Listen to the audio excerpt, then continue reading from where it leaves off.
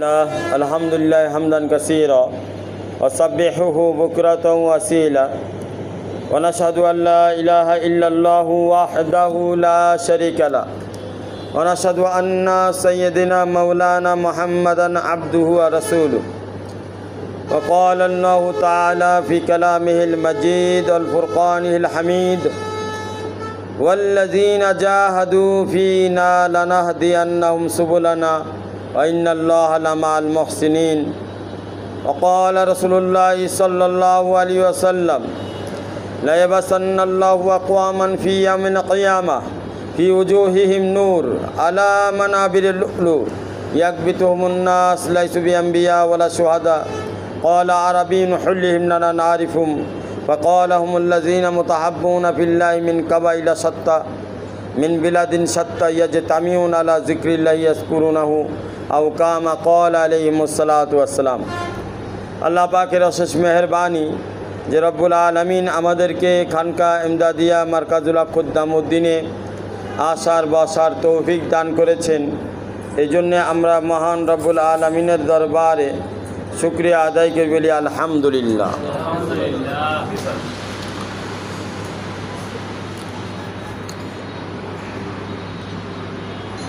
ইসলামের পথ অনুসরণ করা, ইসলামের শিক্ষায় নিজেকে আলোকিত করা এবং দিন ইসলামের পথে নিজের জান মাল সময়কে ব্যবহার করে এই পথে অগ্রসর হওয়া একজন মুসলমানের জন্য এটা দায়িত্ব এবং কর্তব্য। এটা বোঝানোর জন্য, এটা পালন করার জন্য আমার নিজেকেই সচেতন হতে হবে, আমাকে নিজেকেই এই পথে অগ্রসর হতে হবে। যদি আমি এই পথে দায়িত্ব পালন না করি, নিজে যদি এই পথে অগ্রসর না হই, তার ফলাফল কিয়ামতের ময়দানে চরম এবং পরম হতে পারে, যেটার ভোগান্তির কোনো শেষ নাই।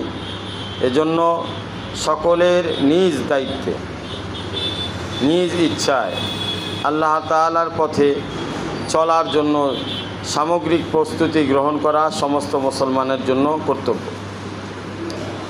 এখন দিন ইসলাম শিখব কিভাবে, এটার কয়েকটি সূরত রয়েছে। যেমন মাদ্রাসার সূরত একটি রয়েছে, খানকার সূরত রয়েছে, তাবলীগের সূরত রয়েছে। বিভিন্ন উলামায়ে কেরাম মাহফিল করে সেই সূরতে দিনের মেহনত চলছে। মসজিদের মেম্বারে উলামায়ে কেরাম বয়ান করে, তার মাধ্যমে শেখার সম্ভব রয়েছে।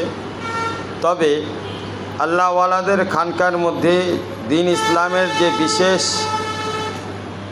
বিষয় নিয়ে কাজ করা হয়, সেটা হলো বান্দা তার নিজের ভিতরের সমস্ত খারাপ দিকগুলো পরিবর্তন করে ভালো দিকগুলোর প্রতি বান্দা আকর্ষিত হবে এবং আমলের মধ্যে, চরিত্রের মধ্যে পরিস্ফুটিত করবে। এটার জন্য মুস্তাকিল মেহনত খানকার মধ্যে, মারকাজের মধ্যে আল্লাহওয়ালাদের সাথে সব সময় থাকতে হয়। নিজের বিষয়গুলো, নিজের সমস্যাগুলো আলোচনা করতে হয় এবং ওনাদের দোয়া, ওনাদের নেক নজরের মাধ্যমে ওই সকল কিছু হয় যেগুলো অন্য কোথাও বা অন্য জায়গায় এটা হয় না। তো জন্য আল্লাহওয়ালাদের কদর করা। একটা কবিতা আছে, কবিতা হলো আল্লাহ সে মিলওয়া জাতি হে সোহবতে আল্লাহ ওয়ালু কি, আপনা রং দেখলা জাতি হে নিসবতে রসুলুল্লাহ কি। অর্থাৎ আল্লাহ তাআলার সাথে যে বান্দা সম্পর্ক করতে চাবে, যে বান্দা আল্লাহকে পাওয়ার জন্য, আল্লাহ তাআলার সাথে গভীর নিবিড় সম্পর্ক করার জন্য যে বান্দার আগ্রহ, সে বান্দা আল্লাহওয়ালাদের সোহবতে যাবে। কারণ আল্লাহওয়ালাদের সোহবতই এমন এক জিনিস, এমন এক দোকান, যেই সোহবতের মাধ্যমে একটি বান্দা সে আল্লাহর সাথে তার সম্পর্ক সুগভীর হতে পারে। আল্লাহওয়ালাদের রং সিবগাতুল্লাহ, আল্লাহ পাকের রং। কারণ আল্লাহ পাক বলেছেন ওমান আহসানু মিনাল্লাহি সিবগা, আল্লাহ পাকের রঙের থেকে উত্তম রং আর কার হতে পারে, যার কারণে আল্লাহওয়ালাগণ আল্লাহর রঙে রঙিন হয়, আল্লাহর মহব্বতে বান্দাদেরকে দেখান, আল্লাহ তাআলার কাছ থেকে নেন, বান্দাদেরকে দেন।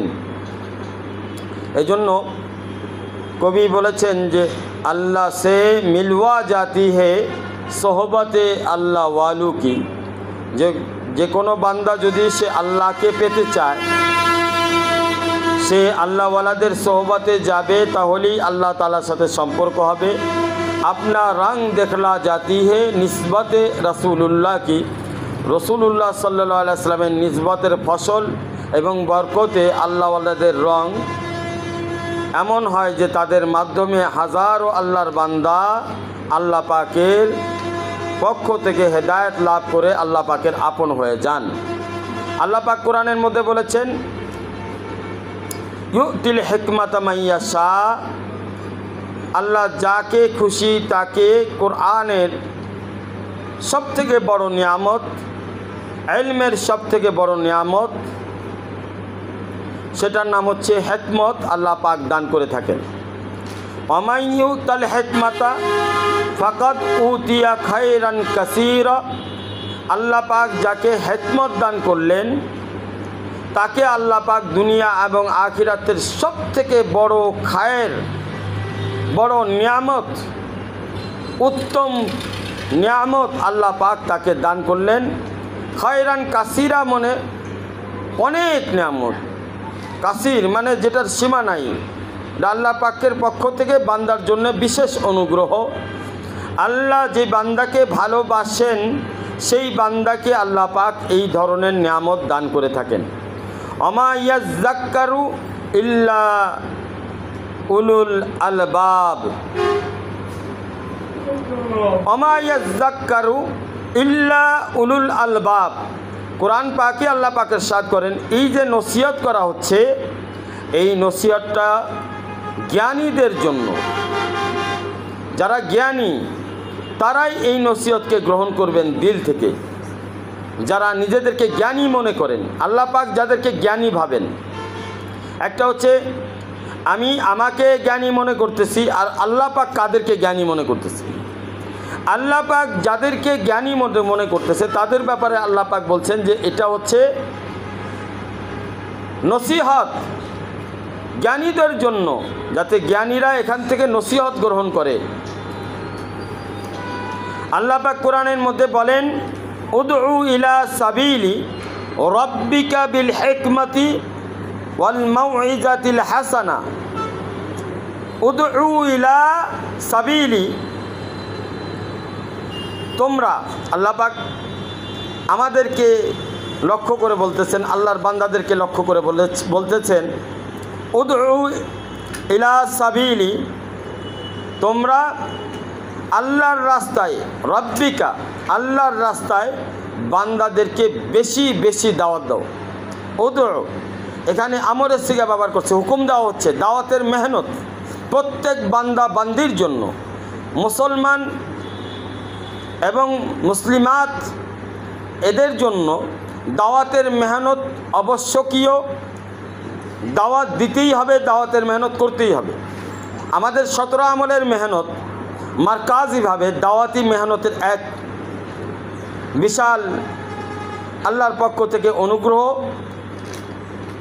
এই মারকাজ থেকে প্রতি মাসে আল্লাহ পাকের রাস্তায় 17 আমলের মেহনত নিয়ে আল্লাহর প্রিয় বান্দারা হিজরত করে আল্লাহর বান্দাদেরকে দাওয়াত দেওয়ার উদ্দেশ্যে বাহির হন, আলহামদুলিল্লাহ।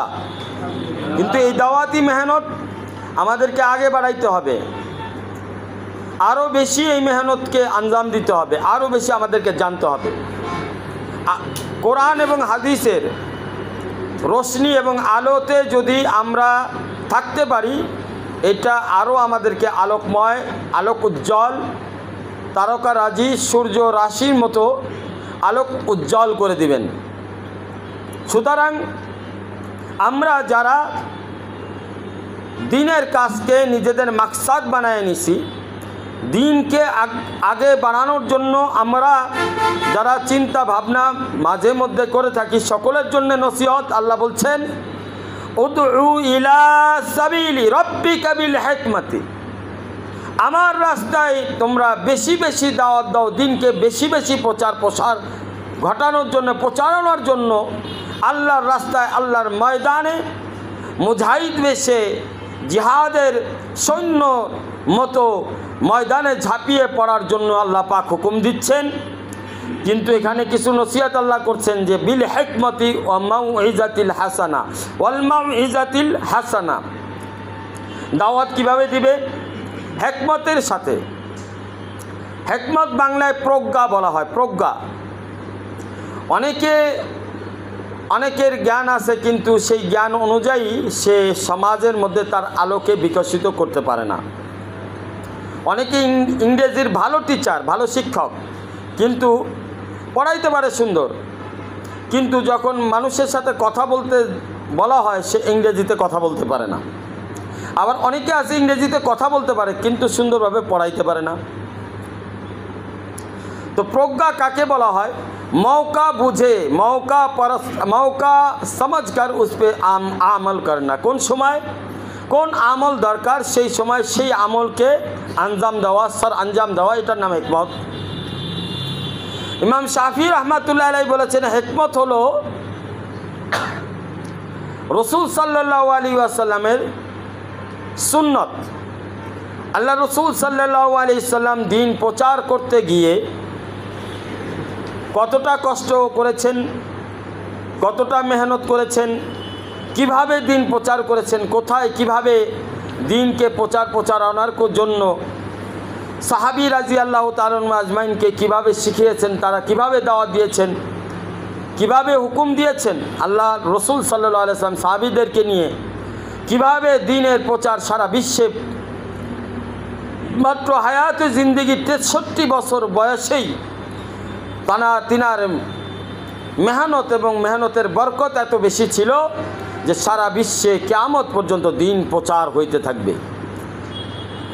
তো জিন্দেগির মধ্যে বরকত, এটা হিকমতের কারণে হয়। জিন্দেগির মধ্যে নিয়ামত, যার যত বেশি হিকমত সে তত নিয়ামত লাভ করে। প্রজ্ঞাবান যে তার জন্য এই হিকমতের ঝর্ণা দ্বারা প্রবাহিত হয় এবং হিকমতের ঝর্ণা দ্বারা প্রবাহিত হওয়ার বরকতে তার জিন্দেগি, দুনিয়ার জিন্দেগি সুন্দর হয়, আখিরাতের জিন্দেগি সুন্দর হয়।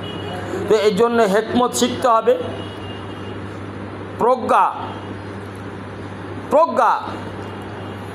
প্রজ্ঞা হলো সুন্নতে রসুল। প্রজ্ঞা হলো সত্যকে অনুধাবন করা, সত্যকে অনুধাবন করা। আমাদের জীবনের সর্বোচ্চ সত্য, চরম এবং পরম সত্য হচ্ছে জন্মিলে মৃত্যুবরণ করতে হবে। চরম এবং পরম সত্য, এটাকে যারা উপেক্ষা করে তারা সত্যকে অনুভব করতে পারে না, অনুধাবন করতে পারে না।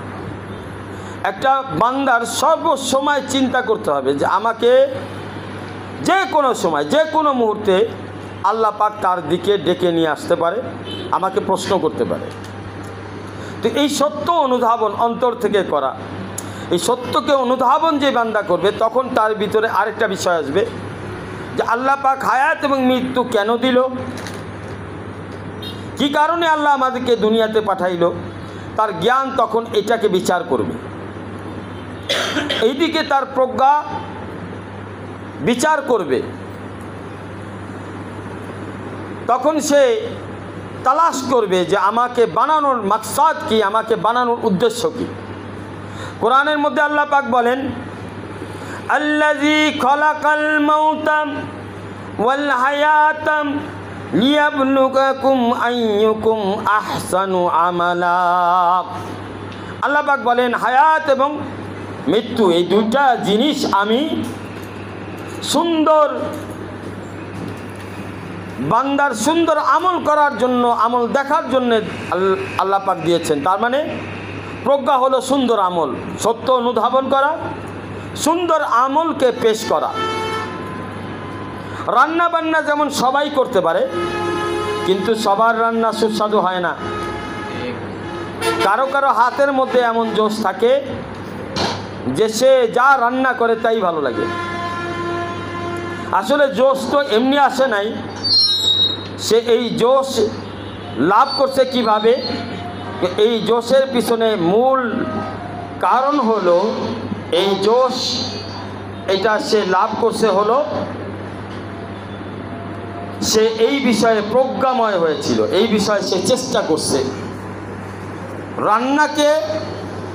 রান্নার পিছনে সে মেহনত করছে, মুজাহিদা করছে, কুরবানি করছে, যার বরকতে তার জন্য রান্নাটা প্রজ্ঞাময় হয়ে গেছে, সুন্দর হয়ে গেছে, যে যা রান্না করে তাই ভালো লাগে।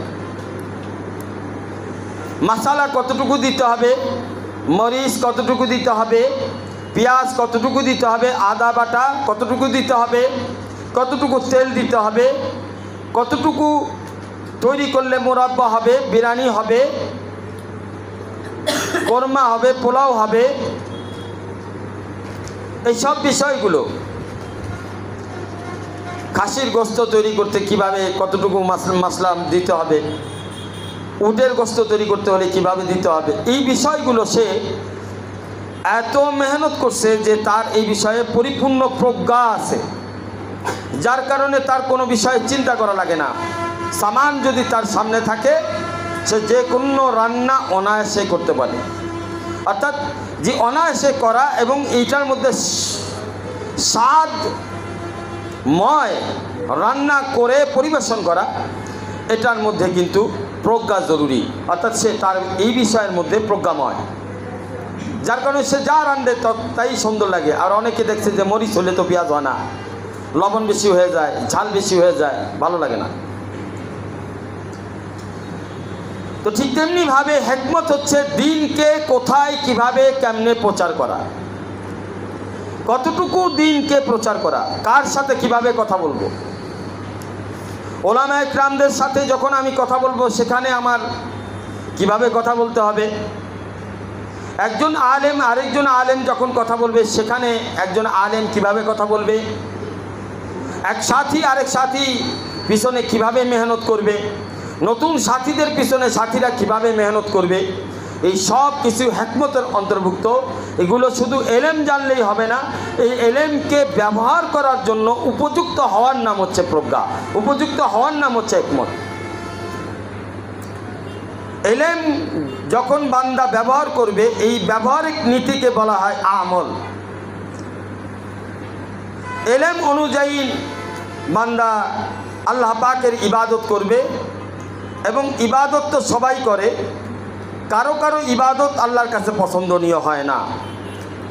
কেউ কেউ নামাজ পড়ে, তার নামাজ এখনও আল্লাহ পর্যন্ত পৌঁছায় নাই, কারো নামাজ এখনও ঝুলে আছে আসমানের মধ্যে। তার মানে সে তার এলেম আছে, কিন্তু এলেম অনুযায়ী সে আমলকে প্রজ্ঞার সাথে করে নাই, নিষ্ঠাবানের সাথে করে নাই, শিষ্টাচারের সাথে করে নাই, সততার সাথে করে নাই। কারো কারো নামাজ এমন হয় যে নামাজ তার মুখের দিকে ছুঁড়ে ফেলানো হয়, এর অর্থ তার এখানে প্রজ্ঞার অভাব, হিকমতের অভাব। হিকমত ওই জিনিসকে বলে যেই জিনিস থাকার কারণে বান্দাকে সুন্দর দেখা যায়। ভালো কাপড় পরলে বান্দাকে সুন্দর করা দেখা যায়, সুন্দরভাবে গোসল টোসল করে, সুন্দরভাবে আতর লাগায়, টুপি সুন্দর পরে, পরিষ্কার জামা কাপড় পরে বান্দা যখন জুমার নামাজ পড়তে যায়, আল্লাহ পাক ওই বান্দাকে দেখে খুশি হয়। কেন? এটা হচ্ছে প্রজ্ঞা, এটাই হচ্ছে হিকমত, যে আমি আজকে সপ্তাহের শ্রেষ্ঠ দিন, জুমার দিনের শ্রেষ্ঠ নামাজ, জুমার নামাজ পড়তে যাব, আমাকে যেন সুন্দর দেখা যায়, ভালো দেখা যায়। আল্লাহ দেখলে যেন, আমাকে দেখলে যেন আল্লাহর প্রতি, আল্লাহর তার নিজের ভিতরে প্রেম উদয় হয়, ভালোবাসার উদ্রেক হয়। ভালোবাসা শুধু আপনি বাসলেই হবে না, আপনি যারা পছন্দ করেন তারও ভালোবাসতে হবে। আপনি এক সাথীকে দাওয়াত দিচ্ছেন, আপনি দাওয়াত দিলে হবে না, ওই সাথীরও দাওয়াত খেতে হবে, দাওয়াত মানতে হবে, দাওয়াতকে বুঝতে হবে। তো এই যে আপনি দাওয়াত দিচ্ছেন, বাস শেষ হয়ে গেল, সে দাওয়াত নিল কি না, আপনার কথাটা কতটুকু নিয়েছে, আপনার কথাটা সে কতটুকু গ্রহণ করলো, এইটা বোঝা, এটা জানা, এটার নাম প্রজ্ঞা, এটার নাম হিকমত। আপনি কিভাবে নামাজ পড়লে আল্লাহ খুশি হবে, কিভাবে জিকির করলে আল্লাহ খুশি হবে, এটার নাম হিকমত। এটাকে আল্লাহ ওয়ালারা বলে নূরে ফাহাম। যতক্ষণ পর্যন্ত বান্দার কলবে আল্লাহ পাকের নূর না আসবে ততক্ষণ পর্যন্ত তার অন্তর থেকে হিকমতের ঝর্ণা প্রবাহিত হবে না। তার অন্তরে আল্লাহ পাকের নূর থাকতে হবে। আর নূর থাকার জন্য শর্ত হচ্ছে গুনাহ থেকে হেফাজত থাকতে হবে। একদিক থেকে আপনার গুনাহ থেকে হেফাজত হতে হবে, দ্বিতীয় দিক থেকে আপনার অন্তরে নূর থাকতে হবে। আল্লাহ পাক কোরআনের মধ্যে বলেছেন, মান জা বিল হাসানা ফালাহু আশারা আমসালিহা, যে নেকি নিয়ে আল্লাহ পর্যন্ত পৌঁছাবে তার জন্য এক একটা নেকির পরিবর্তে 10টি করে নেকি দেওয়া হবে। এক একটা আমল, নেক আমলের পরিবর্তে 10টি করে নেক দেওয়া হবে। আল্লাহ কার জন্য বলেছেন? যে নেক নিয়ে যাবে আল্লাহ পর্যন্ত, যে নেক নিয়ে যাবে।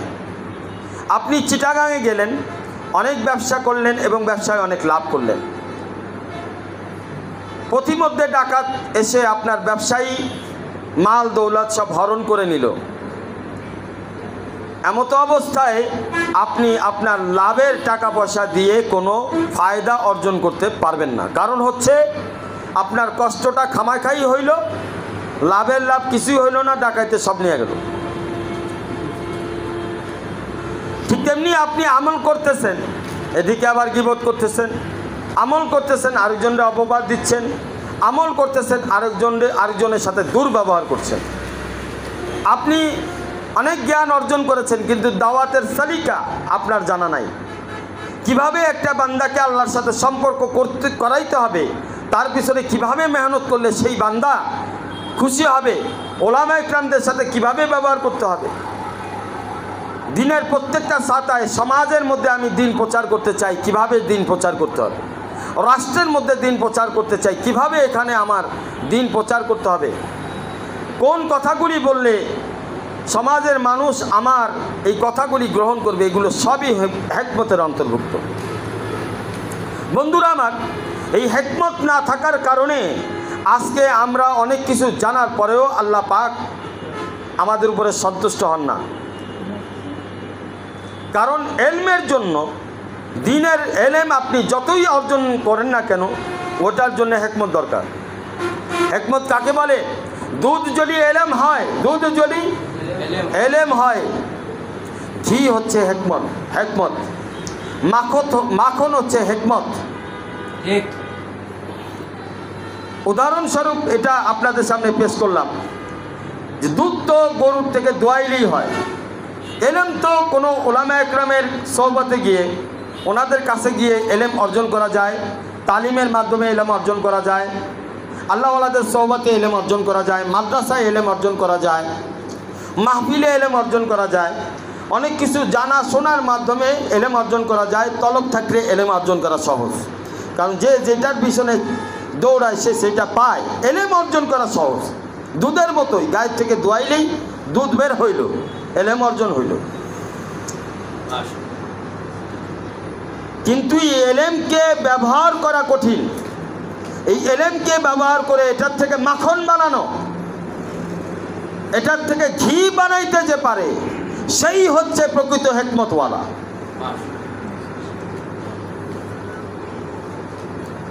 সেই হচ্ছে প্রকৃত হিকমতওয়ালা। আল্লাহ পাক ওই হিকমতের কথা বলছে, উদউ ইলা সাবিলি রাব্বিকা বিল হিকমতি।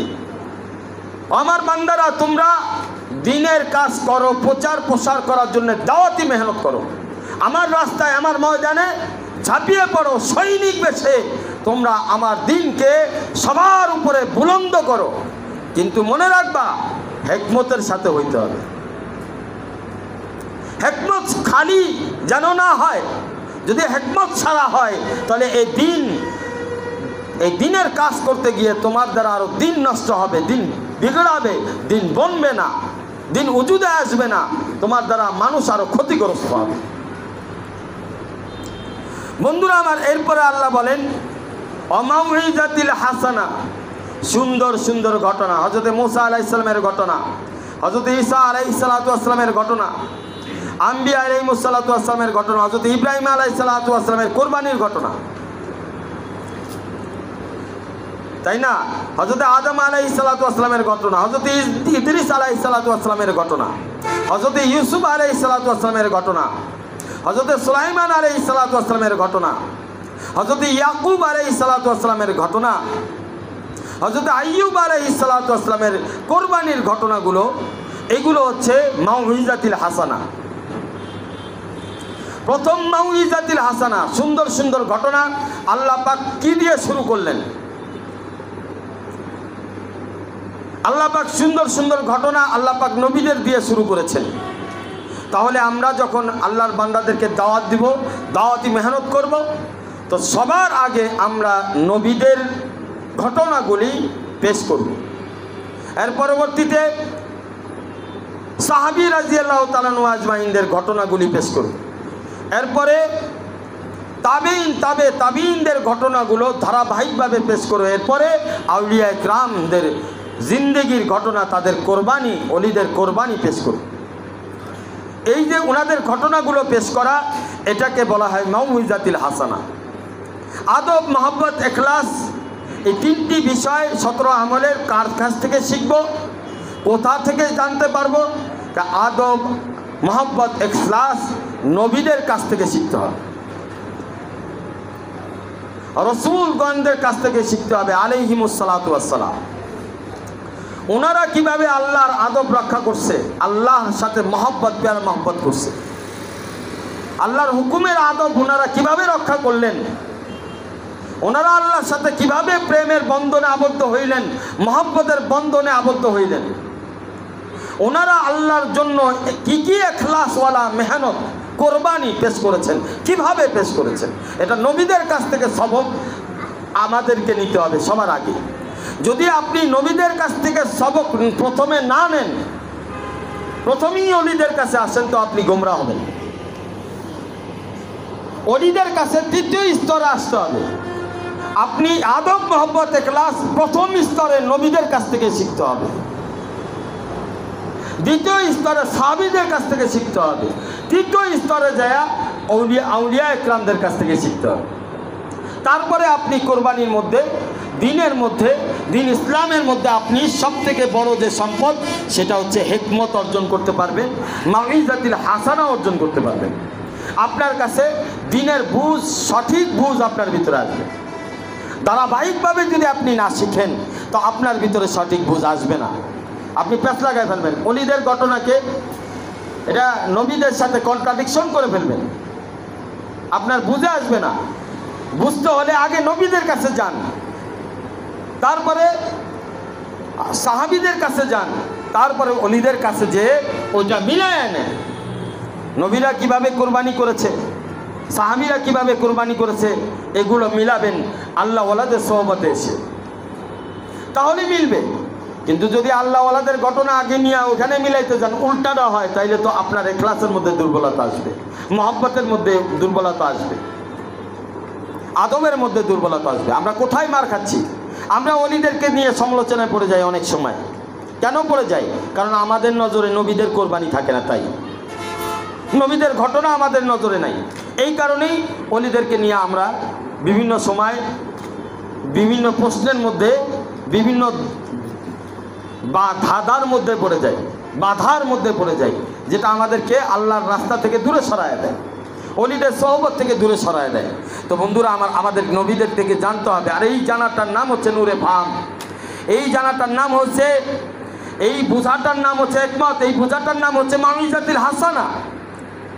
এরপরে আল্লাহ পাক বলেন, ওয়াজাদিলহুম বিল্লাতি হিয়া আহসান।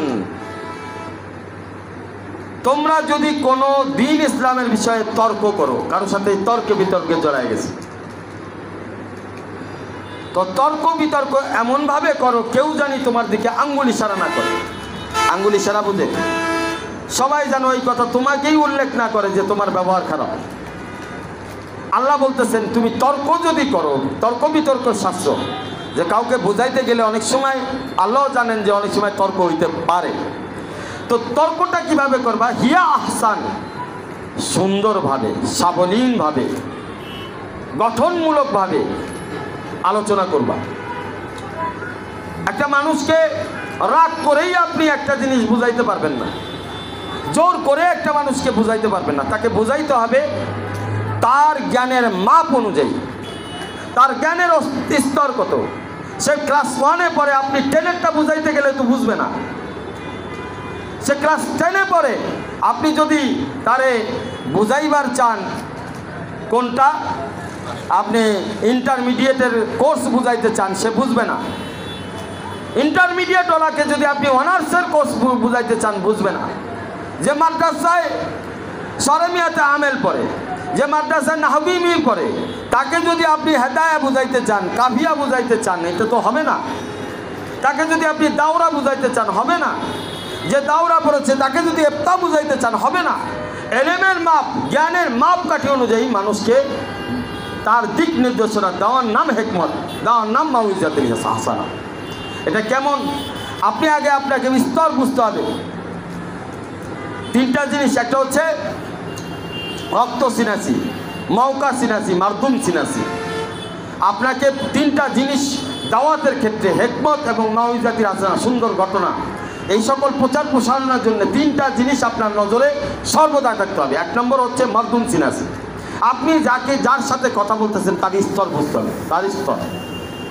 সে চাকরি করে না ব্যবসা করে, নাকি সে আলেম, নাকি সে মাতবর, নাকি সে এমপি না মন্ত্রী, সে রাজনৈতিক ব্যক্তি, তার জ্ঞান, তার এলেম, তার জ্ঞান কোন দিকে ব্যবহার হচ্ছে।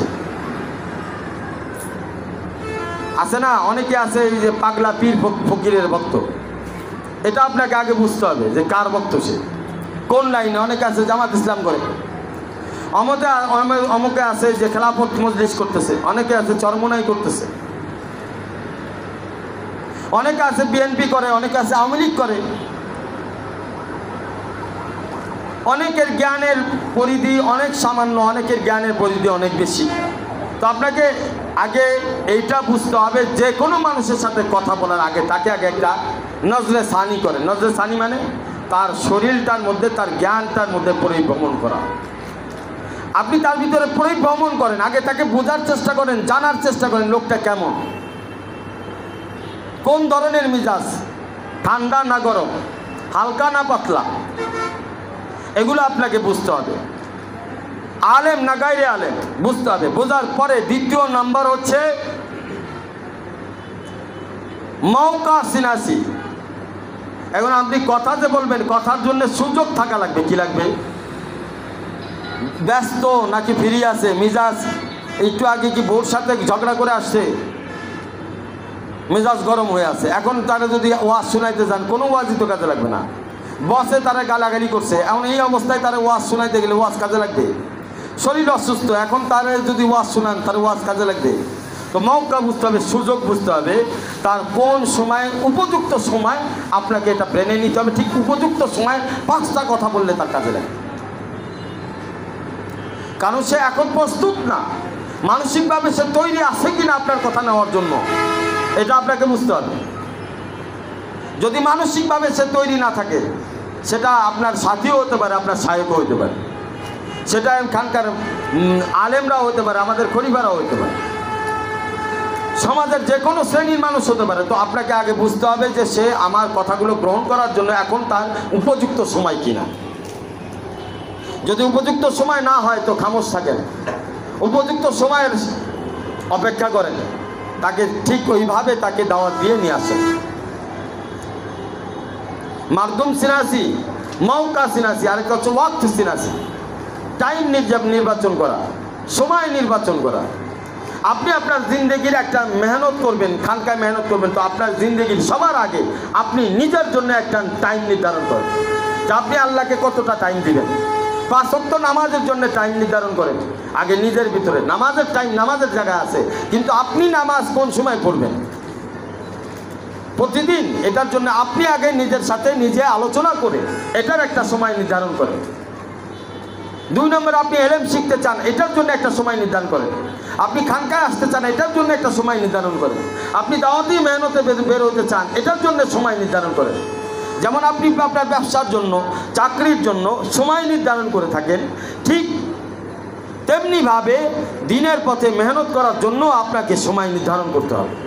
যদি আপনি সময় নির্ধারণ না করেন, আচ্ছা যাব, আচ্ছা হবে, তাহলে কোনো দিনও হবে না।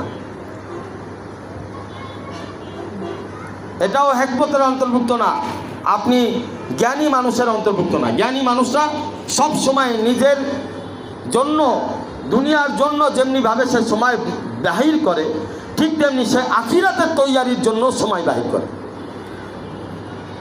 এটা হচ্ছে জ্ঞানী মানুষের আলামত। শুধু দুনিয়ার জন্য আপনি সময় বাইর করলেন, আখিরাতের জন্য বাইর করলেন, আপনি জ্ঞানী মানুষ নন, আপনি হিকমতওয়ালা নন। আপনি নিজেরা যতই দাবি করেন আপনি হিকমতওয়ালা নন। তো বন্ধুরা আমার, এই হলো কোরআন পাকে আল্লাহ পাক বলছেন, উদউ ইলা সাবিলি রাব্বিকা বিল হিকমতি ওয়া মাউইজাতিল হাসানা ওয়াজাদিলহুম বিল্লাতি হিয়া আহসান। বন্ধুরা আমার, কিয়ামতের ময়দানে আল্লাহ পাক ডাক দিবেন, যারা বুদ্ধিমান তাদেরকে ডাক দিবেন, যারা জ্ঞানী। এতক্ষণ আমি জ্ঞানী ব্যক্তিদের আলোচনা করেছি আপনাদের সামনে। তো আল্লাহ যাদেরকে জ্ঞানী মনে করে, আপনার তাকেই জ্ঞানী মনে করতে হবে। আল্লাহ যার ব্যাপারে জ্ঞানের সার্টিফিকেট দিচ্ছে, আপনি তারে অজ্ঞানের সার্টিফিকেট দিলে আপনি বিজ্ঞান বুঝেন না, আপনি বিজ্ঞান বুঝেন না, কারণ আপনি তারে অজ্ঞানের সার্টিফিকেট দিচ্ছেন, আপনি কি বিজ্ঞান বুঝবেন? অঙ্ক মিলাইতে হইলে অঙ্ক করা জানতে হবে। আপনি নিজেই অঙ্ক করতে জানেন না, আরেকজনের অঙ্ক শিখাইতে যান। আপনি নিজেই ইংরেজি জানেন না, আরেকজনের ইংরেজি শিখাইতে যান। আপনি নিজেই সংস্কৃতি জানেন না, আরেকজনের সংস্কৃতির বড় লেকচার মারতেছেন। এগুলো অজ্ঞান পার্টি, সব বিজ্ঞান পার্টি না, জ্ঞানী পার্টি, বিজ্ঞানী। একটা দুনিয়ার লাইনে বিজ্ঞানী, সায়েন্স দান, দুনিয়ার লাইনে যারা সায়েন্স সম্পর্কে দক্ষ, ইঞ্জিনিয়ার, যেটা আমরা দুনিয়ার লাইনে তাদেরকে বিজ্ঞানী বলি। কিন্তু দুনিয়াওয়ালারা বিজ্ঞানী যতই বলুক, আল্লাহ বিজ্ঞানী বলতেছে কিনা এটা বুঝতে হবে। আল্লাহ কাকে বিজ্ঞানী বলতেছে আপনার সেটা অ্যাকসেপ্ট করতে হবে, সেটাকে গ্রহণ করতে হবে। তাহলেই আপনি জ্ঞানী মানুষ, তাহলেই আপনি হিকমতওয়ালা মানুষ, তাহলেই আপনি বুদ্ধিমান মানুষ। আল্লাহ পাক কিয়ামতের ময়দানে কাকে জ্ঞানী বলবে, তার ব্যাপারে জ্ঞানের সার্টিফিকেট দিবেন। বিষয়টা জানা দরকার, কাকে আল্লাহ জ্ঞানী মনে করতেছেন, বিষয়টা জানা দরকার কি নাম। আল্লাহ পাক বলেন, ইনাদি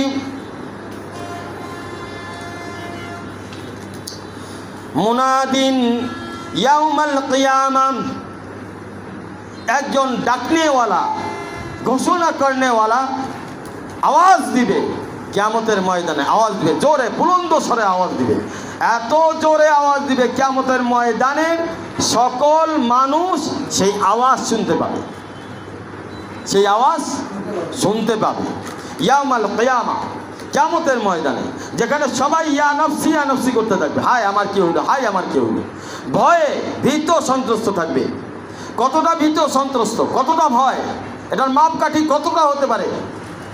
আপনার নিজের মা আপনার পরিচয় দিবে না, আপনার নিজের বাবা আপনার পরিচয় দিবে না, আপনার নিজের সন্তান আপনার পরিচয় দিবে না, আপনার নিজের ভাই আপনার পরিচয় দিবে না, আপনার নিজের বোন আপনার পরিচয় দিবে না। তো কতটা ভয়, কতটা সংকট, কতটা ভয়ঙ্কর সেই ময়দান হতে পারে। যে রক্তের বাবা, রক্তের মা, যে আমাকে আমার মায়ের পেটে 10 দিন 10 মাস গর্ভধারিণী মা আমার, যে আমার জন্য সারা জীবন কুরবানি করে দিয়েছে দুনিয়াতে, সেই মা পরিচয় দিবে না। কতটা ভয়ঙ্কর সেই ময়দান, এই ময়দানে ঘোষণা করা হবে, ইনাদি মুনাদিন ইয়াউমাল কিয়ামাহ, এই ময়দানে ঘোষণা করা হবে, জোরে ঘোষণা করে, ও লোক সকল তোমরা শোনো, শোনো।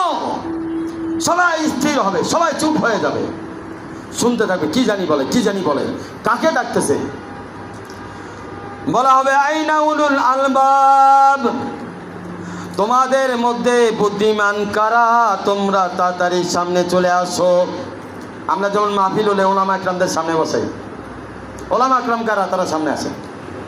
স্টেজের মধ্যে সব থেকে বড় অতিথি সভাপতিকে সবার আগে বসানো হয়, তাই না?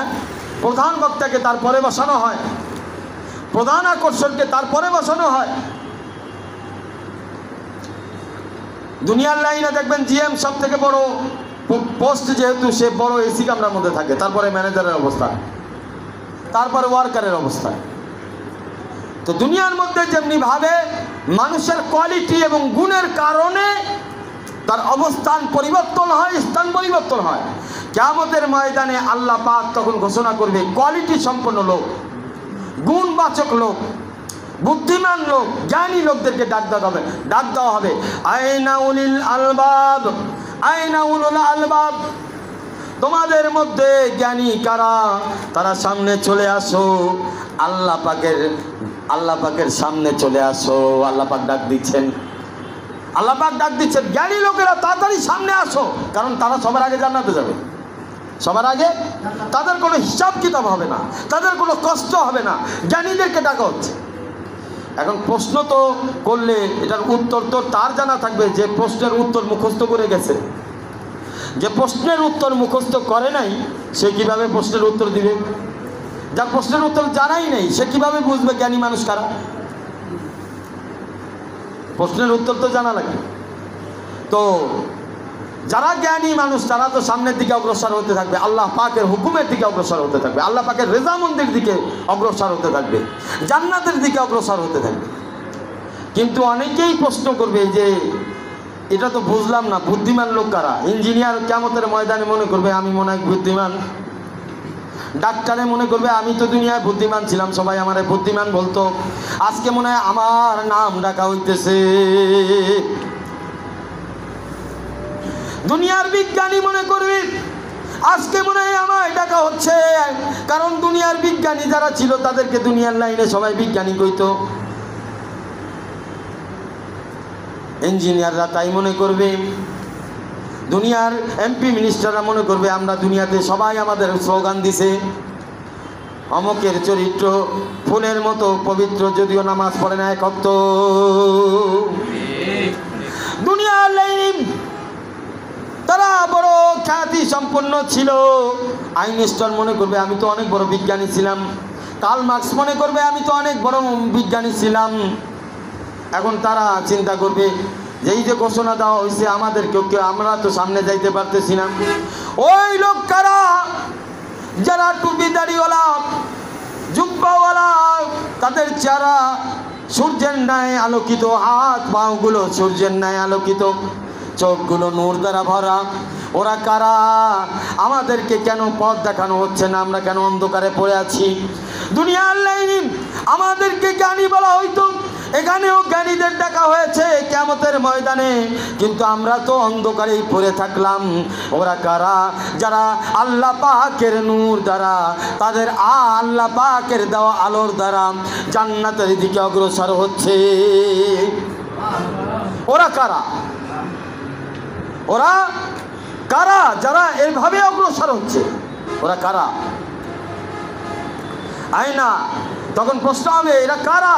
আমরা চিনতে পারলাম না, আমাদের কি বলবেন?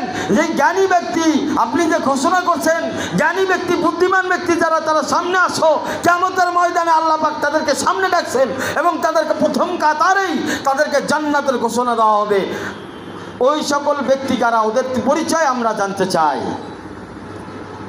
তখন উত্তর দিবে, কারণ ঘোষণা যে দিছে ফেরেশতা, উত্তরও দিবে ফেরেশতা, উত্তরও দিবে ফেরেশতা। কারো মধ্যে দুর্গতি তৈরি না হয়, কেউ যদি ভুলের মধ্যে না থাকে। আজকে আমরা দুনিয়ার অনেকেই ভুলের মধ্যে আছি, তো এই ঘোষণাটা আমরাও শুনে নেই কারা কারা ভুলের মধ্যে আছে। আই উলুল আলবাব আল্লাযীনা কানু ইয়াযকুরুনাল্লাহা কিয়ামান ওয়া কুউদান ওয়া আলা জুনুবিহিম وَيَتَفَكَّرُونَ فِي خَلْقِ السَّمَاوَاتِ وَالْأَرْضِ رَبَّنَا مَا خَلَقْتَ هَذَا بَاطِلًا سُبْحَانَكَ فَقِنَا عَذَابَ النَّارِ। এবার ফেরেশতারা ঘোষণা দিয়ে পুরা কিয়ামতের ময়দানের সকলকে বুঝাই দিচ্ছে, সকলকে বুঝাই দিচ্ছে জ্ঞানী কারা শুনে নাও। জ্ঞানী হলো তারা আল্লাযীনা কানু, ওই সকল আল্লাহর বান্দা যারা দুনিয়াতে ছিল কেমন ভাবে, ইয়াজকুরুন আল্লাহ, আল্লাহর জিকিররত অবস্থায়। কি অবস্থায় ছিল? আল্লাহ পাকের স্মরণ করা অবস্থায় ছিল। কানু ইয়াজকুরুন আল্লাহ, তারা আল্লাহকে ভুলতো না, তারা সব সময় আল্লাহকে স্মরণ করত। কখনো নামাজের মাধ্যমে স্মরণ করত, কখনো জিকিরের মাধ্যমে স্মরণ করত, কখনো কোরআন তেলাওয়াতের মাধ্যমে স্মরণ করত, কখনো যুদ্ধ জিহাদের মাধ্যমে স্মরণ করত, যখন আল্লাহর রাস্তায় দাওয়াতি মেহনতের মাধ্যমে স্মরণ করত, কখনো আল্লাহর রাস্তায় বের হইতো দিনের কাজের মাধ্যমে স্মরণ করত, কখনো খানকায় এসে আল্লাহওয়ালাদের সৌবতে এসে স্মরণ করত, কখনো তাদের চাকরি, তাদের ব্যবসা, তাদের বিবি, তাদের সংসার, তাদেরকে আল্লাহর স্মরণ থেকে বিরত রাখতে পারত না। ইয়াজকুরুন আল্লাহ, আল্লাহর স্মরণেই তারা ডুবে থাকতো। তাদের জন্ম আল্লাহর স্মরণে, তাদের মৃত্যু আল্লাহর স্মরণে, তাদের জিন্দেগির প্রত্যেকটা সেকেন্ড ছিল আল্লাহর স্মরণে।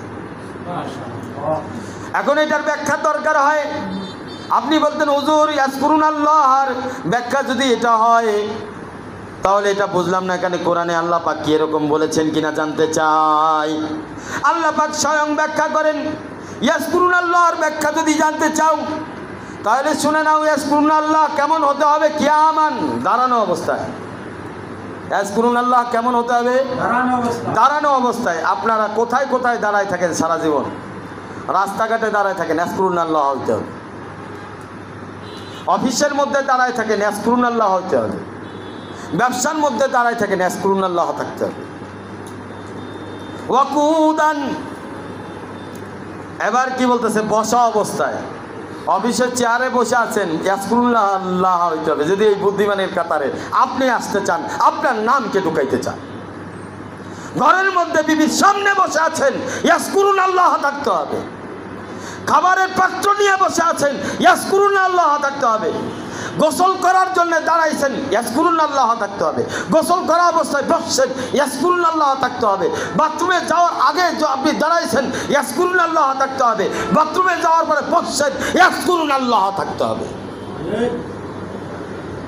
আবার বাথরুম থেকে বেরোইছেন, আবার দাঁড়াইছেন, ইয়াজকুরুন আল্লাহ থাকতে হবে। এবার আল্লাহ বলতেছেন ওয়ালা জুনুবিহিম, শুয়ে পড়ছেন, রাত্রেবেলায় ঘুমাইছেন, ইয়াজকুরুন আল্লাহ থাকতে হবে। কোথাও রেস্ট নিচ্ছেন, ইয়াজকুরুন আল্লাহ থাকতে হবে। হাসপাতালের বেডে শুয়ে আছেন, এখানেও ইয়াজকুরুন আল্লাহ থাকতে হবে। তাহলে আল্লাহ বলে দিলেন যে ইয়াজকুরুন আল্লাহ, এটা যে আল্লাহর প্রিয় বান্দা, বুদ্ধিমান বান্দা, জ্ঞানী বান্দারা আল্লাহর স্মরণে সর্বদা সবসময় সম্পূর্ণ সময় আল্লাহর স্মরণের মধ্যে ডুবে থাকে। এটার অর্থ হলো কিয়ামান আকুদান ওয়ালা জুনুবিহিম, দাঁড়ানো অবস্থায়, বসা অবস্থায়, শোয়া অবস্থায়। এখানে কয়েদ নেই আপনার ব্যবসার। ব্যবসা যাক ভাড়ে, আপনার ব্যবসা থাকবে কি থাকবে না আমি আল্লাহ জানি না। আপনার চাকরি থাকবে কি থাকবে না আল্লাহ এটা আপনার কাছে জানতে চান নাই। আপনার সংসার থাকবে কি থাকবে না আল্লাহ এটা আপনার কাছে জানতে চান নাই।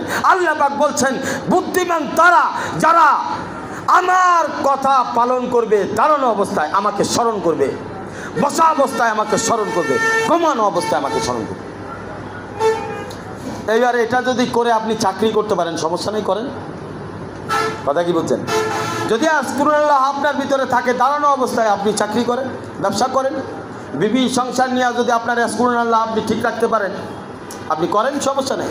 কিন্তু এগুলা যদি আপনার আল্লাহর স্মরণ থেকে দূরে সরায় দেয় তাহলে আপনি বুদ্ধিমান কাতারের মধ্যে না।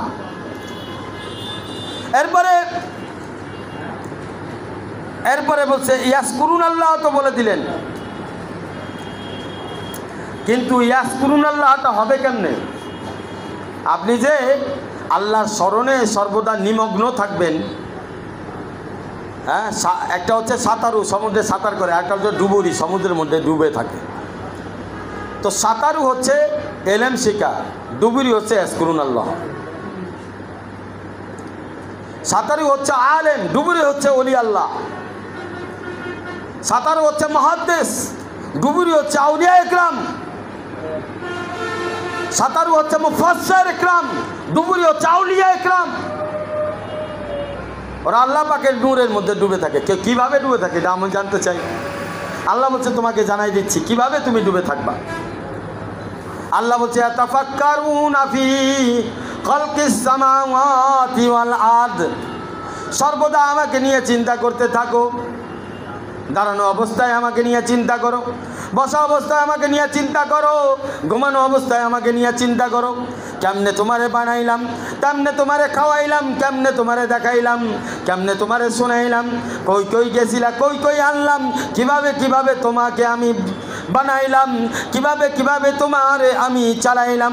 আমার আসমান দেখো, জমিন দেখো, লৌহে কলম দেখো, চাঁদ সূর্য দেখো, কিভাবে এইগুলোকে আমি বানাইছি, জায়গা মতো ধরে রাখছি।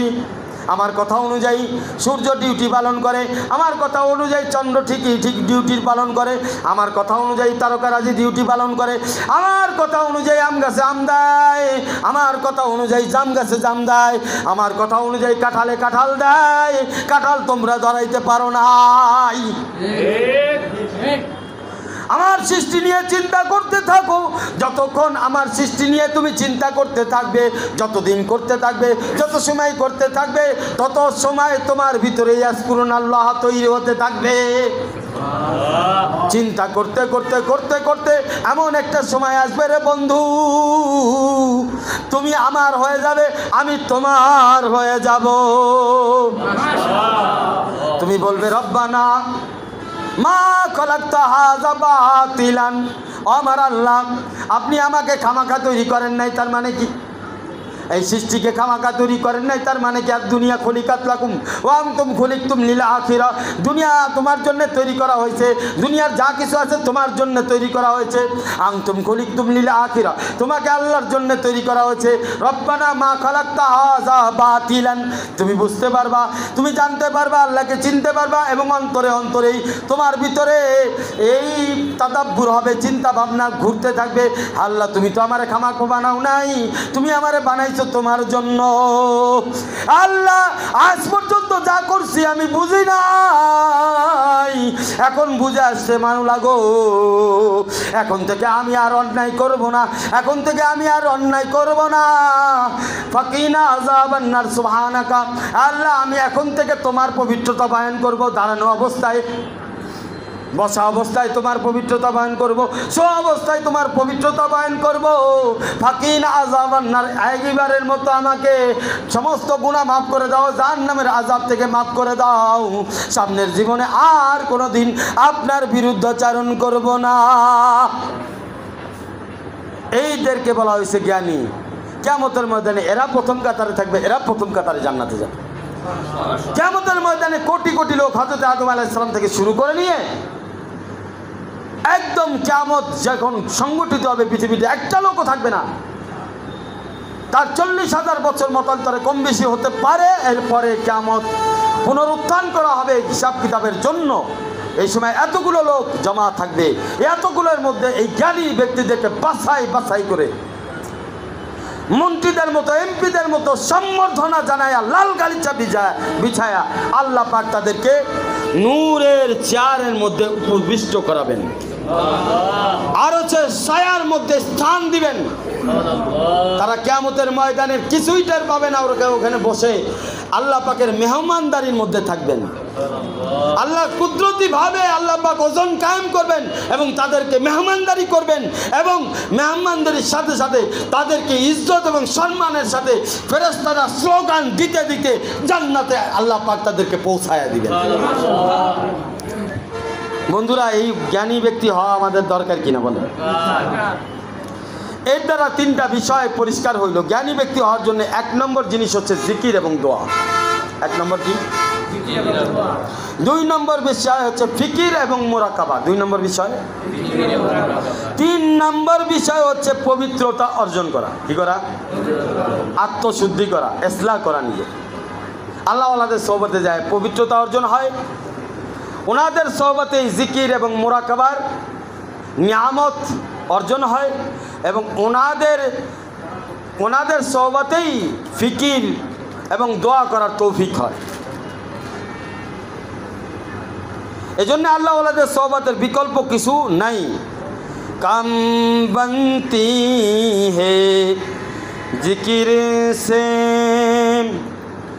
फिक्र के दवाम से काम बनती है, जिक्र से फिक्र की दवाम से न कि हुस्ने कलाम से, न कि अक़ल की खाम से, न कि हुस्ने कलाम से, न कि अक़ल के खाम से। बंधुरा আমার শায়েখ পীর মুর্শিদ আরিফ বিল্লাহ শাহ হাকিম মোহাম্মদ আক্তার সাহেব নাব্বারাল্লাহু মারকাদাহু শেরের মধ্যে বলেন, ভাই কাম তো হয় জিকিরের দ্বারা। কেউ যদি আল্লাহরে পেতে চায়, আল্লাহর সাথে সম্পর্ক করতে চায়, তার জিকির লাজেমান জরুরি করতে হবে। ফিকির সর্বদা ফিকিরের মধ্যে থাকতে হবে, সর্বদা জিকিরের সাথে সাথে কিসে থাকতে হবে? ফিকিরে থাকতে হবে। এবং সুন্দর সুন্দর কথা বলার দ্বারা আল্লাহরে পাওয়া যাবে না। আপনি খুব ভালো ওয়াজ জানেন,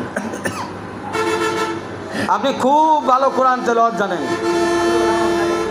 আপনি খুব সুন্দর বয়ান বক্তৃতা দিতে পারেন, আপনি খুব সুন্দর সব কিছু করতে পারেন। এই যে পারাটা, এটার সাথে যদি ফিকির না থাকে, জিকির আল্লাহর জিকির না থাকে, আল্লাহর ফিকির না থাকে, তাহলে আপনি জ্ঞানী মানুষ নয়, আপনার আকল পরিপূর্ণ হয় নাই, আপনার আকলের মধ্যে এখনো কমতি রয়েছে। সুতরাং আমাদেরকে আল্লাহ পাকের প্রিয় বান্দা হওয়ার জন্য যেটা করতে হবে, সর্বদাই আল্লাহ পাকের জিকির ফিকির এবং আল্লাহ পাকের মহব্বতের মাধ্যমে নিজেকে আল্লাহওয়ালা বানানোর জন্য চেষ্টা করতে হবে। কি করতে হবে? নিজেকে আল্লাহওয়ালা বানানোর চেষ্টা করতে হবে। এই জন্য মেহনত করতে হবে, মুজাহিদা করতে হবে। যত বেশি আপনি মেহনত মুজাহিদা করতে পারবেন,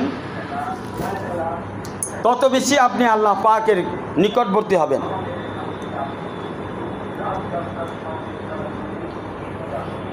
আল্লাহ পাকের আপন হবেন, আল্লাহর সাথে গভীর সম্পর্ক তৈরি হবে। আল্লাহ তাআলা আমাদেরকে এই কথাগুলোর উপরে আমল করার তৌফিক দান করে। আমিন। ওয়াসাল্লাল্লাহু আলা খায়রি খালকি ওয়ালা আলিহি ওয়া সাহাবিহি ওয়া আলাইনা মাআহুম আজমাইন। আল্লাহ তাআলা আমাদেরকে সকলকে আকলমন্দ হওয়ার তৌফিক দান করেন, আমিন। হিকমত ওয়ালা হওয়ার তৌফিক দান করেন, আমিন। মাউইজাতুল হাসানা আমাদেরকে দান করেন, আমিন। মনে রাখবেন একটা বিষয়, ইসলাহ করা ফরজ, ইসলাহ করা ফরজ, মানুষকে কষ্ট দেওয়া হারাম। আপনি ইসলাহ করতে গিয়ে আরেকজনকে কষ্ট দেওয়া এটা হারাম হবে। তাহলে আপনি ইসলাহ কিভাবে করবেন? এই যে হিকমতের মাধ্যমে, মাউইজাতুল হাসানার মাধ্যমে এটার ব্যাখ্যা দিলাম যে কিভাবে আপনি ইসলাহ করবেন। এই যে আলোচনা, এই পুরো আলোচনাটাই হচ্ছে আপনি কিভাবে দিনের মেহনত করবেন, কিভাবে কার ক্ষেত্রে দিনকে কিভাবে প্রচার করবেন, কার কাছে কিভাবে পেশ করবেন, এই আলোচনাটাই মূলত আজকের প্রেক্ষাপট। তার জন্য ইসলাহ করা জায়েজ নাই যে নিজেকে বহুত বড় আলেম দাবি করে, বহুত বড় আল্লাহওয়ালা দাবি করে। সে নিজেকে সব থেকে ছোট মনে করবে, সারা বিশ্বর থেকে ছোট মনে করবে এবং সমস্ত বান্দার থেকে সে নিজেকে ছোট মনে করবে, সেই ইসলাহ করার হকদার। এছাড়া ইসলাহ করা তার পক্ষে সম্ভব না। একজন ডাক্তার সাথে শুধু প্যারাসিটামল বড়ি লিখবে, তাহলে সে পরিপূর্ণ ডাক্তার না। ডাক্তার হতে গেলে বাথরুম পরিষ্কার করাও জানতে হবে, পায়খানা প্রস্রাব এটা টেস্ট করার জন্য এটা ধরার অভ্যাস তার থাকা লাগবে। সে ডাক্তার, এই জন্য সে পায়খানা টেস্ট করবে না, কারণ দুর্গন্ধ, যার তার পায়খানা, যার তার প্রস্রাব চেক করবে না, সে ডাক্তার হতে পারবে না। একজন প্রকৃত আল্লাহওয়ালা সে আল্লাহর জন্য সব ধরনের কাজ করতে পারে, বড় থেকে বড় কাজ ছোটোর থেকে ছোট কাজ। এবং সব থেকে আল্লাহওয়ালা হওয়ার প্রধান পরিচয় তাকে দেখে বোঝা যাবে না, কি যাবে না, রাস্তাঘাটে দেখলে তার দিকে ইশারা হবে না যে সে বহুত বড় আল্লাহর ওলি যাইতেছে, এরকম ইশারা হবে না, এরকম ইশারা হবে না। জুনায়েদ বাগদাদি রহমাতুল্লাহ আলাইহি একবার যাচ্ছেন সফরে, তো ওনার ব্যাপারে ইশারা সবাই তো জানে। রমজান মাস ছিল, উনি ওনার নিজেকে মিটানোর জন্য রোজা ছেড়ে দিছে। কি দিছে? সফরে রোজা ছাড়া তো যায় যাচ্ছে, সফরে উনি ছেড়ে দিছে। তো যারা জুনায়েদ বাগদাদিকে দেখতে আসছে, জুনায়েদ বাগদাদি যখন আসছে সবাই দেখে যে উনি খাবার খাইতেছে, গিয়েছে রমজান মাস খাবার খাইতেছে, ওরে এই জুনায়েদ বাগদাদি বলতে পারে নাকি। সবাই মুসাফা টুসাফা বাদ দিয়ে যার যার মতো বাড়ির চলে গেছে। কিন্তু এই জুনায়েদ বাগদাদি তো এরকম হবে না, খাইতে খাইতে আসবে, এটা জুনায়েদ বাগদাদি না, অন্য কেউ, এটা মনে করে চলে গেছে। তো জুনায়েদ বাগদাদি এখানে কি করেছে? নিজেরে মিটাইছে। বেশি নামের খায়েশ যাদের থাকে সে অলি হতে পারে না, নিজেকে দেখানোর খায়েশ যার থাকে সে অলি হবে না। দুনিয়ার মানুষের কাছেও হয়তো নাম পাবে, কিভাবে নাম পাবে, কামও হইতে পারে দুনিয়ার মানুষের সামনে, কিন্তু আল্লাহর কাছে বেনাম থেকে যাবে, বেকাম থেকে যাবে, বেকার থেকে যাবে আল্লাহর কাছে। এই জন্য আল্লাহওয়ালাদের নজরিয়া সবসময় আল্লাহর দিকে থাকে। এটা হচ্ছে খানকা এবং মার্কাজের মূল মেহনত, যে তুমি নিজেকে এতটা মিটাও যে তুমি যে মিটা গেছো এটাও যেন মনে না থাকে, তুমি যে মিটা গেছো এটাও যেন তোমার মনে না থাকে, তুমি যে মিটা গেছো এটাও যেন তোমার মনে না থাকে। তাহলেই প্রকৃত আল্লাহওয়ালা হওয়া যাবে। বন্ধুরা আমার, আজকের আলোচনায় এটুকু পরিষ্কার করা হলো যে আসলে আমরা আমাদের আসলে মূল মাকসাদ এবং মঞ্জিল কী হওয়া উচিত, কাদের থেকে এলেম গ্রহণ করা উচিত। অনেকে প্রশ্ন করে, হযরত বয়ান ইউটিউবে তো অনেকের বয়ান শুনি, আসলে কার বয়ান শুনি? আমাকে প্রশ্ন করে অনেকে। আমি আমার হযরত আল্লাহর নসিহত আপনাদের শোনাই দিচ্ছি। কার বয়ান শুনবেন জানেন? যে নিজেকে মিটাইছে তার বয়ান শুনবেন, যে নিজেকে মিটাইতে পারে নাই তার বয়ান শুনবেন না। এখন সে যত বড় আল্লামা হোক, যত বড় আল্লামা হোক, লাভ নাই, মিটানো শর্ত। যে নিজেকে মিটাই নাই তার বয়ানের মধ্যে অন্ধকার, যে নিজেকে মিটাইছে তার হাসির মধ্যে নূর রয়েছে। আমার হযরত আল্লাহ করাচি হাকিম আক্তার সাহেব নাব্বারুল্লাহ মারকাদও বলেন, সূর্য কি কোনো দিন বয়ান করে? কিন্তু বয়ান না করলেও সূর্যের আলো আমার সব জায়গায় ছিটায় কি ছিটায় না? সব জায়গায় পৌঁছায় যাইতেছে সূর্যের আলো। সূর্য নিজেকে প্রকাশ করতেছে, আমি সূর্য, এটা বলতেছে না। সূর্য এটা বলতেছে না যে আমার কাছে অনেক আলো, বলতেছে না। তোমারে বয়ান করে সূর্য তার নিজের অবস্থানকে বাড়ানোর চিন্তা করতেছে না। তুমি তাকে সালাম দিবা, তাকে বেশি বেশি ইজ্জত করবা, এই জন্য সূর্য তোমাকে বয়ান করতেছে না। সূর্য খামোশ আছে। সূর্য কে আছে? সূর্য কোথায়? খামোশ। কে? চুপচাপ। আর আল্লাহর বান্দারা সূর্যের সোহবতে আসলেই আলোকিত হয়ে যায়।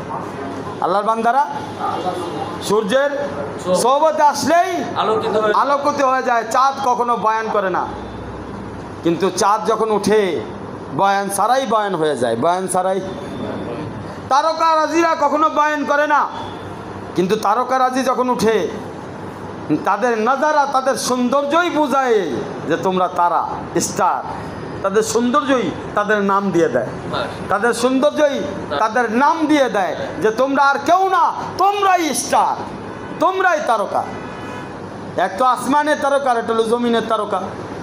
আসমানের তারকা সৌন্দর্য বিলায়, জমিনের তারকারা গুণা বিলায়। কথা কি না? মডেল, নাটকের মডেল, ব্লু ফিল্মের মডেল, ছায়াছবির model, Indian model, American model, থাইল্যান্ডের বিভিন্ন নায়ক আর মডেল, এদেরকেও তারকা কয়। কিন্তু এই তারকা অন্ধকার আনে, এই তারকা অন্ধকার আনে। কিছু কিছু ওলামায়ে সু আছে, নিজেদেরকে বহিঃপ্রকাশ করে, অনেক কিছু বোঝাইতে চায় মিডিয়ার মাধ্যমে, ইউটিউবের মাধ্যমে নিজেকে ফেমাস করতে চায়, ফেসবুকের মাধ্যমে নিজেকে ফেমাস করতে চায়, বিখ্যাত করতে চায়, আমার সুরটা যেন সবাই একটু পছন্দ করে, সবাই যেন একটু লাইক দেয়। ভাই দোস্ত স্যারে একটা নাচ ছাড়লো বা একটা গজল ছাড়লো অথবা কোরআনের তেলাওয়াত আছে, দোস্তকে দোস্ত আমার একটা লাইক দিস কে তুই লাইক দিলে আরও লাইক দিব, লাইক করবো, শেয়ার করে দিস কে আরও শেয়ার হবে, কে বিখ্যাত হইতে চাও, কি হইতে চাও? এগুলো সব অন্ধকার, এগুলো আল্লাহর ওলিদের রাস্তা না। আল্লাহর ওলিরা নিজেকে বহিঃপ্রকাশ করতে চায় না, মিটানোকে পছন্দ করে। আল্লাহর ওলিরা নিজেকে চিনুক এটা চায় না, আল্লাহর ওলিরা এমন চায় যে আল্লাহ তাকে চিনুক, তার পরিচয় যেন আল্লাহ দেয়। আল্লাহ যার বন্ধু হয় আল্লাহ পাক নিজেই তার পরিচয়, আল্লাহ পাক নিজেই তার পরিচয়। আর আজকে আমরা দুনিয়ার মানুষ দুনিয়ার নিজের পরিচিত করতে গিয়ে আল্লাহর কাছে অপরিচিত হয়ে যাচ্ছে। আরেকটা হচ্ছে এই যে দুনিয়ার তারকা, দুনিয়ার সূর্য, দুনিয়ার চন্দ্র কোথায় আলোকিত দেয়? দুনিয়ার মধ্যে আলো দেয়। আর আল্লাহর অলিরাও হচ্ছে ওই তারকা, ওই সূর্য, ওই রকম সূর্যের মতোই, তারকার মতোই, চন্দ্রের মতোই আলো বিকরণ করে, আলো পরিস্ফুটিত করে, আলোকে রিফ্লেক্স করে। অনেক সময় টর্চ মারলে আলো আপনার চোখের মধ্যে রিফ্লেক্স হয়, আপনি বেশিক্ষণ তাকাইতে পারেন না। এরকম আল্লাহর ওলিদের মধ্যেও আছে, ওনারাও আলোকিত করে। তবে দুনিয়ার সূর্য, চন্দ্র এবং তারকার মাধ্যমে বয়ান ছাড়াই দুনিয়া সমগ্র জাহিরি দিকগুলো আলোকিত হয়। আর আল্লাহ ওয়ালাদের সূর্য, চন্দ্র এবং তারকা রাজির মাধ্যমে আল্লাহর বান্দাদের অভ্যন্তরীণ আলোকিত হয়, দিল আলোকিত হয়। যেখানে সূর্যের আলো পৌঁছাইতে পারে না সেই জায়গায় তারা আলোকিত করে, যেখানে দুনিয়ার চন্দ্র আলোকিত করতে পারে না, পৌঁছাইতে পারে না, সেই দিল আল্লাহ ওয়ালারা তাদের দিলের সূর্যের দ্বারা আলোকিত করে ফেলে। দুনিয়ার তারকা আলো বান্দার অভ্যন্তরীণ ওই দিল পর্যন্ত, ওই মন পর্যন্ত পৌঁছাইতে পারে না, কিন্তু আল্লাহ ওয়ালাদের তারকা বান্দার মন পর্যন্ত পৌঁছায় যায়, তাদের মনকে আলোকিত করে ফেলে। তাহলে বোঝা গেল যে প্রকৃত আল্লাহ ওয়ালা তারাই যারা আল্লাহকে ভালোবাসে নিঃস্বার্থে, দ্বীনের কাম করবে নিঃস্বার্থে, নিজের বহিঃপ্রকাশ চাইবে না, নিজের আলোচনা হোক এটাও চাইবে না, নিজের সমালোচনা হোক এটাও চাবে না। তারা তো আল্লাহর বান্দা, আল্লাহর কাম নিয়ে আসে। ইয়াজকুরুন আল্লাহ কিয়ামান ওয়া কুউদান ওয়া আলা জুনুবিহিম। আল্লাহ তাআলা আমাদেরকে এই কথাগুলো বোঝার, এর উপরে আমল করার তৌফিক দান করেন। ওয়া আখির দাওয়ানা আনিল হামদুলিল্লাহি রাব্বিল আলামিন ওয়া সাল্লাল্লাহু আলা খায়রি খালকিহি মুহাম্মাদি ওয়া আলা আলিহি ওয়া সাহাবিহি ওয়া আলাইনা